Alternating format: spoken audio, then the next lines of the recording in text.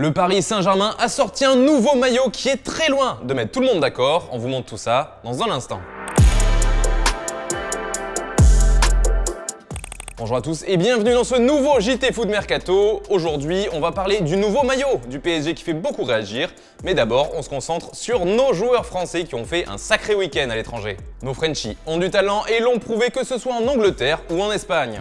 Outre-Manche, c'est notamment Paul Pogba qui s'est illustré encore une fois à la passe avec un petit doublé. D'abord un décalage pour Bruno Fernandes qui a décoché un boulet de canon à plus de 25 mètres. Et puis un très joli mouvement avec Pogba au départ et Jesse Lingard à la finition.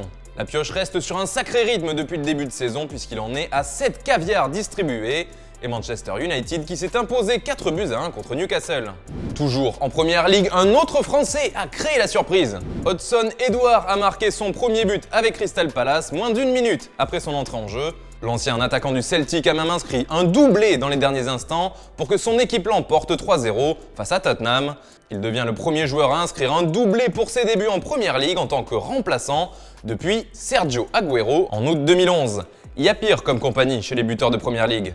Les autres Français se sont surtout montrés en Espagne du côté de Madrid avec notamment le Real qui faisait son retour dans son nouveau stade. Un Santiago Bernabéu tout neuf qui a bien réussi au tricolore, à commencer par Karim Benzema, auteur d'un triplé face au Celta. Et il n'était pas seul puisque le jeune Eduardo Camavinga est entré en jeu et a lui aussi trouvé le chemin des filets.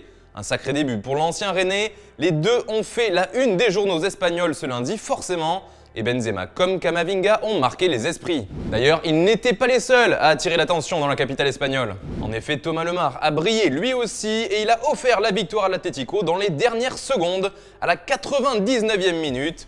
Résultat 2-1 contre l'Espagnol. Et puis un petit mot rapide quand même pour Antoine Griezmann qui faisait son grand retour chez les Colchoneros. Lui par contre est loin d'avoir convaincu, la presse ne l'a pas loupé, affirmant notamment qu'on avait vu le Griezmann du Barça.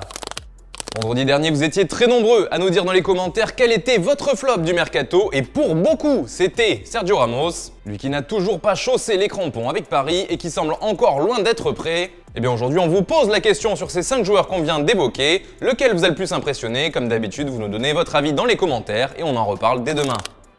Dans le reste de l'actu, le PSG est champion d'Europe. Alors je sais ce que vous allez me dire, champion de quoi? Eh bien du plus grand nombre de passes. Pour l'instant, c'est le Paris Saint-Germain qui est en tête avec 738 en moyenne. À quelques unités, on retrouve le Shakhtar Donetsk avec 730, suivi du Celtic Glasgow qui en réalise 708 chaque rencontre. Enfin, on retrouve Manchester City au pied du podium avec 703 passes par match. Toujours à propos du PSG, le club francilien a sorti un nouveau maillot. Ce sera le maillot sœur de cette saison 2021-2022 et il fait beaucoup réagir. Pas de bleu, pas de rouge ou très peu, les couleurs du club, mais une bande grise qui rappelle le maillot extérieur au début des années 2000. Un design toujours travaillé donc, mais qui est loin de faire l'unanimité. Sur Twitter notamment, vous avez été nombreux à réagir. Certains comme El Atleti ont remarqué la ressemblance avec les maillots Surd de Puma qui ont déjà défrayé la chronique. Et puis il y en a d'autres comme Olivier qui ont visiblement bien kiffé ce nouveau maillot et ce nouveau design. Mais il y en a aussi beaucoup, à l'image de Riboku, qui ne sont pas du tout fans de cette nouvelle tunique parisienne. Ou encore Examinateur Zap, qui lui est de moins en moins convaincu par les visuels des maillots du PSG. Du côté de l'Espagne, ça sent le roussi au FC Barcelone entre l'entraîneur et le président. En effet, Ronald Koeman a eu des mots forts à l'encontre de Joan Laporta. Ma relation avec Laporta s'est améliorée, mais la semaine dernière, il s'est produit quelque chose qui n'est pas bien selon moi. Il suggérait que l'entraîneur n'avait pas tous les pouvoirs. Il a trop parlé, a-t-il balancé, avant d'ajouter « Je suis prêt à rester, je m'amuse ici, grâce à moi ce club a de l'avenir ». L'ambiance ne semble pas vraiment au top donc, mais depuis Koeman a tenu à calmer le jeu, expliquant que sa relation avec son président était bonne, voire parfaite selon lui. Et puis on se quitte avec l'image du jour, vous l'avez peut-être vu, ce samedi, Kalidou Koulibaly a marqué le but de la victoire pour le Napoli contre la Juventus 2-1. Et lors de sa célébration, il a récupéré l'appareil d'un photographe pour immortaliser le moment. D'abord en prenant la foule en délire, puis en se prenant en selfie. Un selfie qu'il nous a dévoilé ce lundi.